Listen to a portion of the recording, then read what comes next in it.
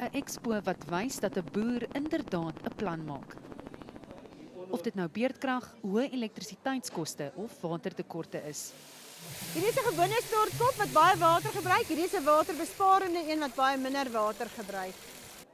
Die jaarlikse Kragdag is 'n uitstalkas van groen uitvindings wat onder meer elektrisiteit en waterbesparing bevorder. Hier is 'n paar mense vandag met apparate wat eintlik 'n nuwe rigting aandui, wat nuwe moontlikhede aanbied, wat nog nie kommersieel op die mark is nie, maar daarmee prikkel mense mekaar se gedagtes. En dit is tog wonderlik om te sien hoe mense dan skielik op 'n ding afkom. Die klem is veral op volhoubaarheid en doeltreffende ontwerp wat groen oplossings bied. Ook die jong span word betrek.